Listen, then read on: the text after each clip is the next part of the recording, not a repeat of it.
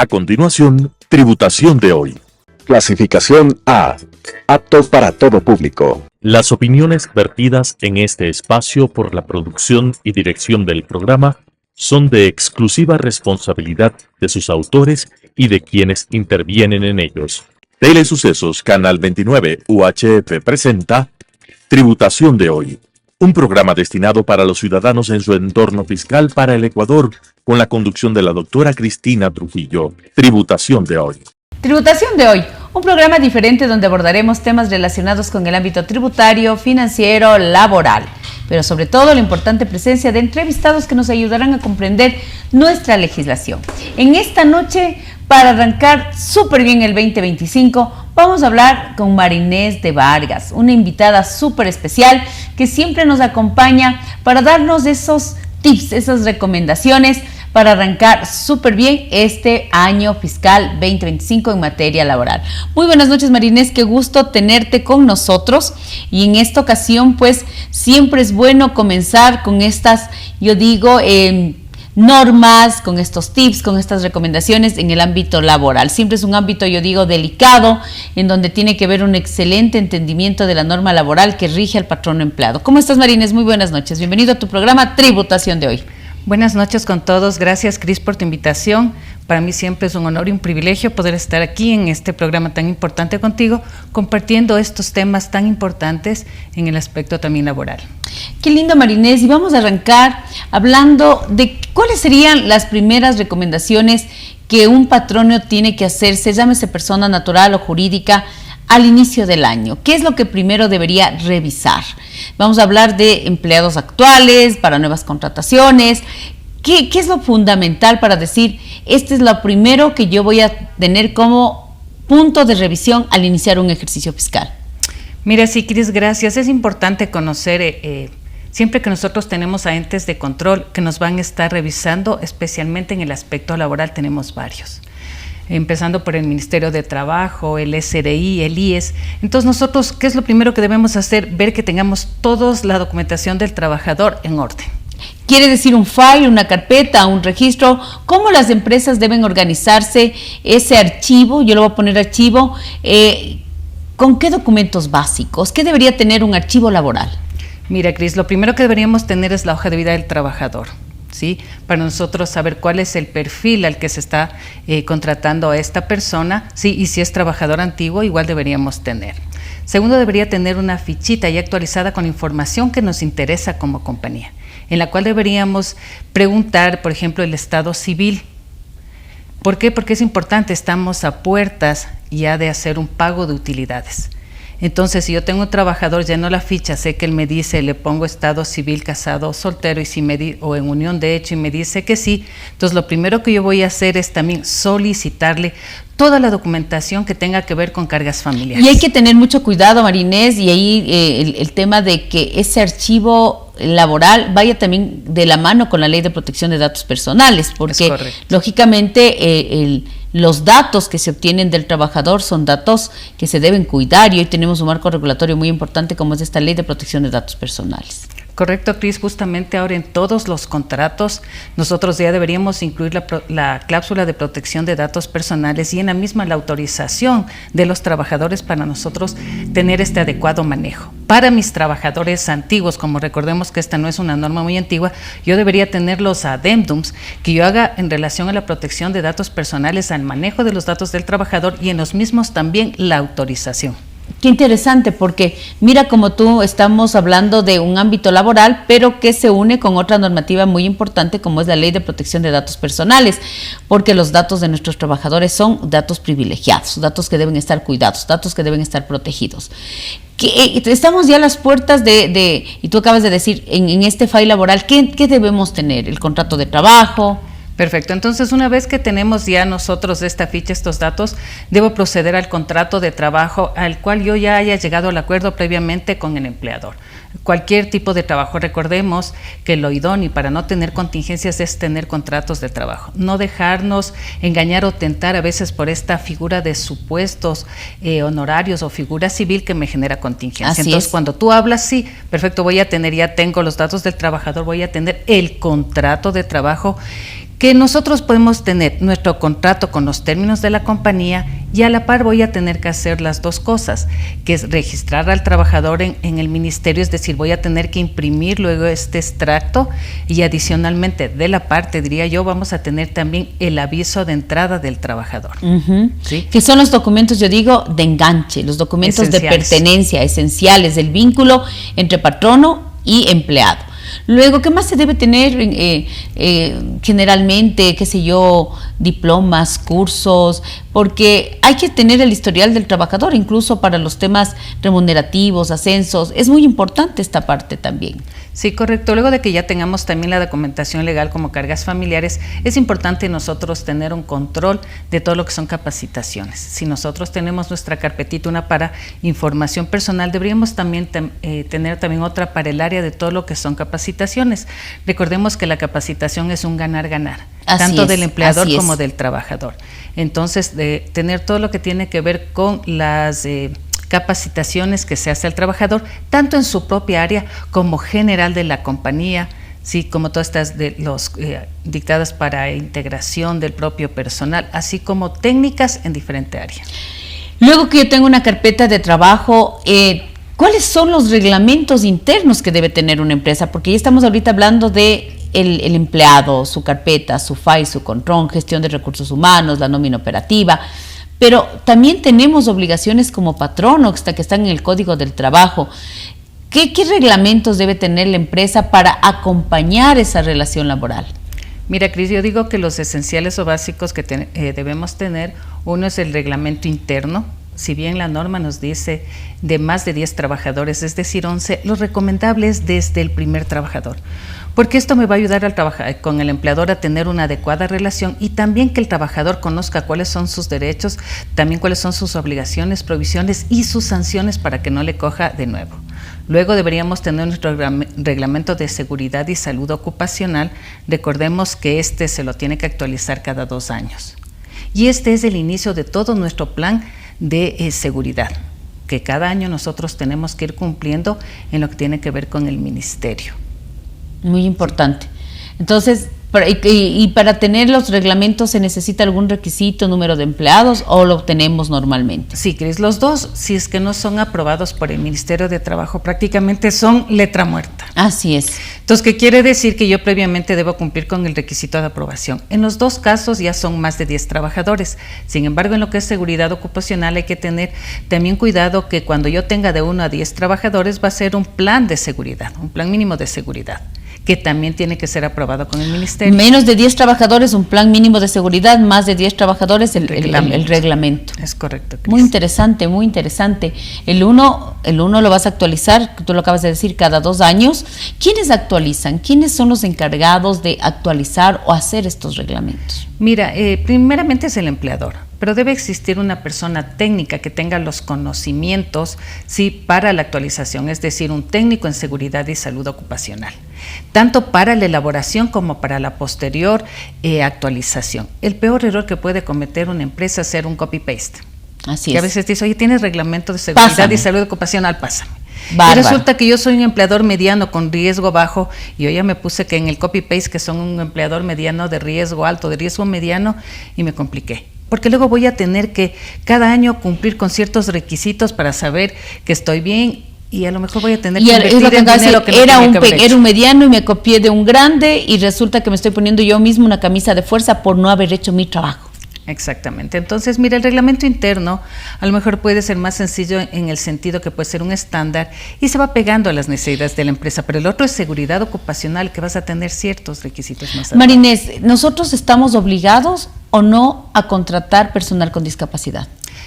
Claro que sí, Cris, pero aquí depende del número de personas que tengamos. Okay. Esa es otra de las cosas importantísimas y ojo, hay que poner énfasis que el Ministerio de Trabajo está haciendo ya sus inspecciones, sus revisiones y una de esas la obligación es la Ley Orgánica de Discapacidad, la más conocida como LOD, que te dice que el empleador está obligado a contratar de su nómina el 4%, es decir, por cada 25, 1. Y aquí hay que tener claro, a veces he oído en empleadores que dicen, sí, pero es que no encuentro una persona para el cargo que necesito.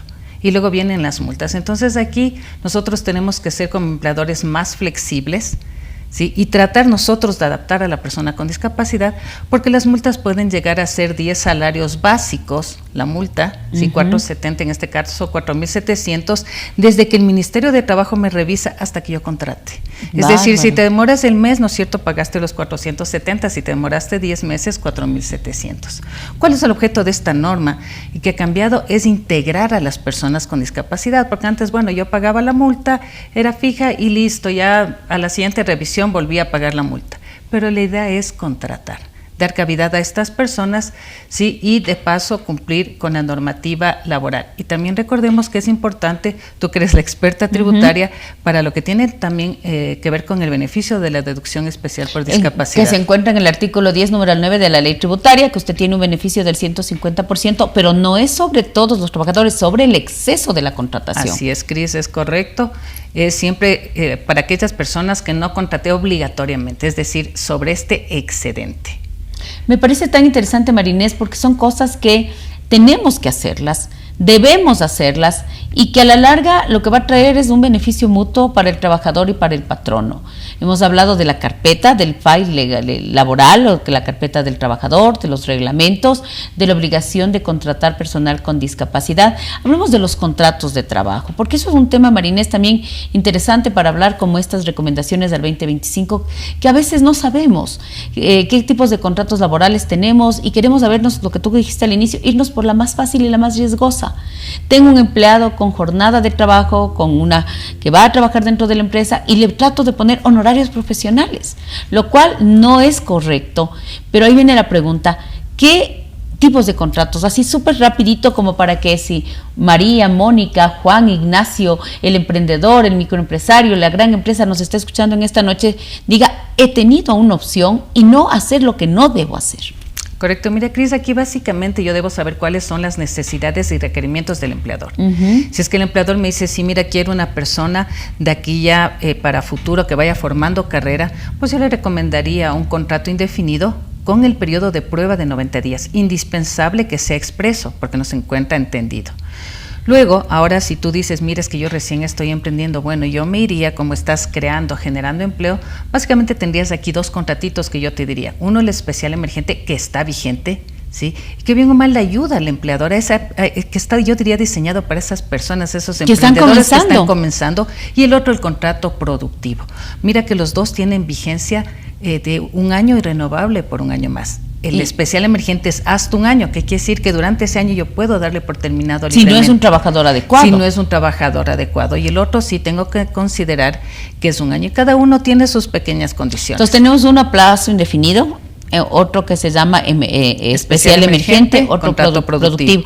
Y si ahora, es que hay alguien de por tareas, temporada, ¿existe correcto. Esto en nuestra legislación? Pero por supuesto, mira, primero si yo necesito para una tarea específica, que digo, mira, quiero que me niveles estos comprobantes de ingreso, de egreso por cualquier momento me atrasé, yo le hago un contrato de tareita, el que acabas de decir. Digo, mira, tienes esta tarea que la termines en 4 meses, yo te voy a pagar $700 cada mes, y especifique la tarea. Mira, qué fácil, porque ese es uno de los problemas que tiene mucha gente, que son trabajos por tarea, ¿no? O sea, son específicos y necesito que vengas, trabajes. Por ejemplo, te pongo un caso para ver qué tipo de contrato, porque esto es lo que nos preguntaba el otro día un televidente. He contratado a una persona para que me desarrolle un software de contabilidad interno, in-house del software, por 4 meses. ¿Qué tipo de contrato le quedaría a esta pregunta que nos realizó un contribuyente de la ciudad de Ambato? Dice, estoy contratando un técnico en sistemas para que me desarrolle un software. Él va a venir a trabajar 4 meses dentro de la compañía. ¿Qué tipo de contrato le recomendaríamos de manera general? Mira, aquí le queda perfectamente el que acabamos de decir de tarea.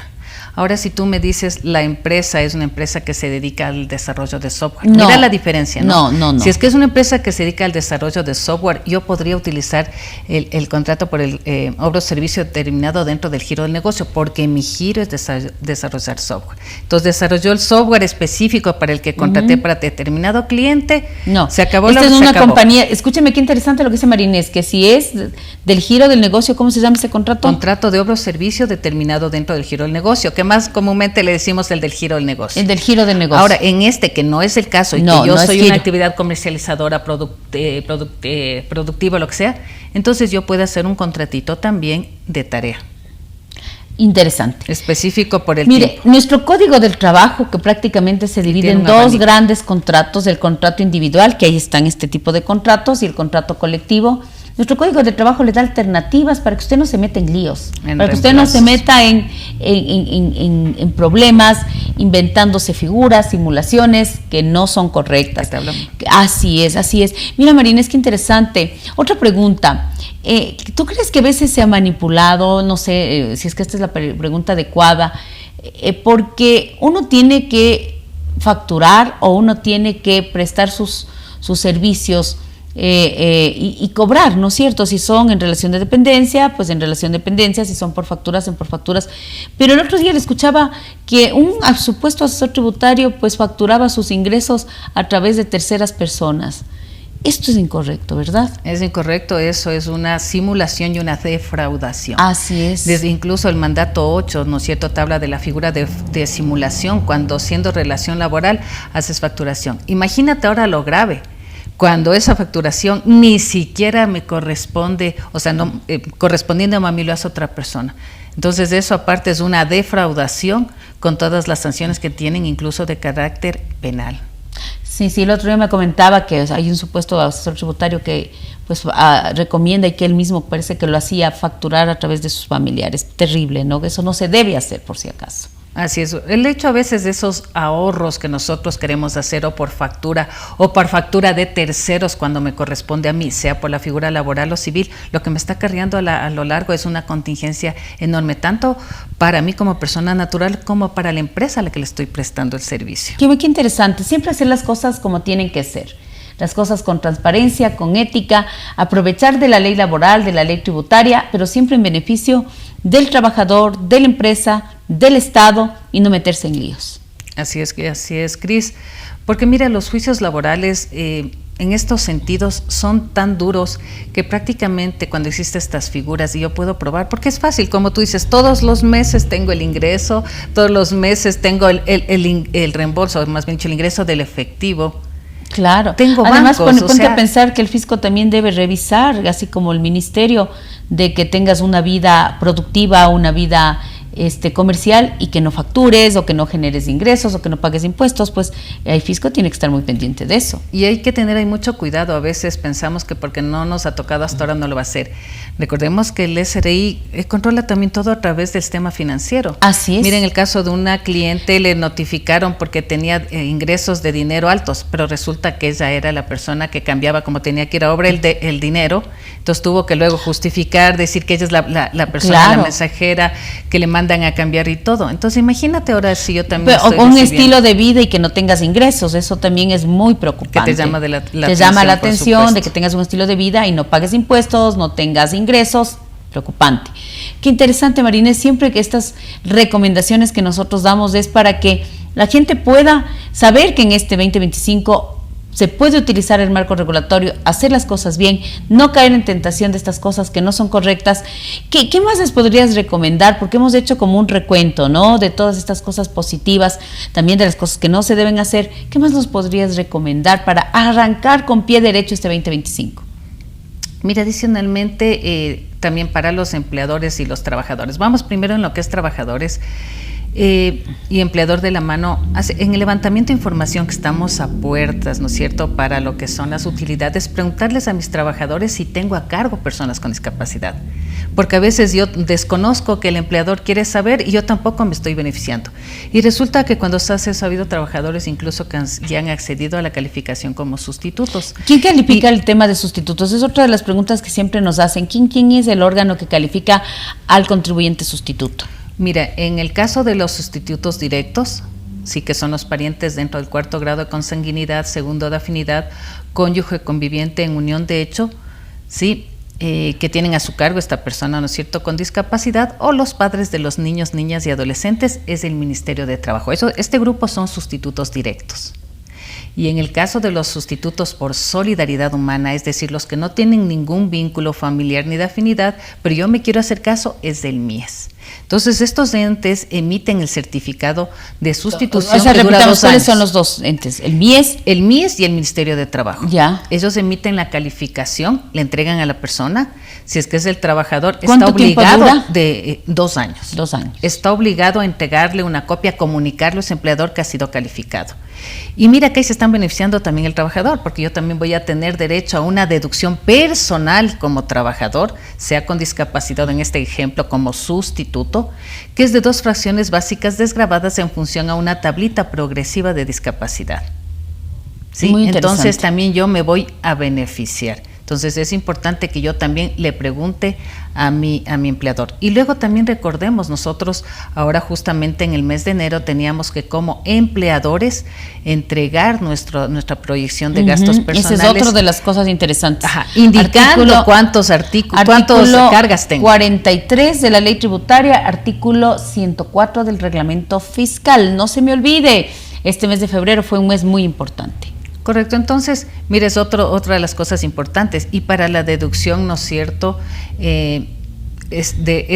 para el trabajador, es importante también que hasta el 15 de enero yo le comunique a mi empleador, sí, que tengo o una discapacidad o que tengo a mi cargo la persona con discapacidad, en el caso también de los sustitutos, para que mi empleador pueda hacerme esta deducción. Si no, caso contrario, me tocará, no es que pierdo, pero ya mi empleador me va a retener todos los meses y me tocará hacer al final del año mi y el empleador reclamo. hace que en base a la evidencia suficiente y competente, la debida diligencia, conozca a sus empleados, artículo 7 innumerado.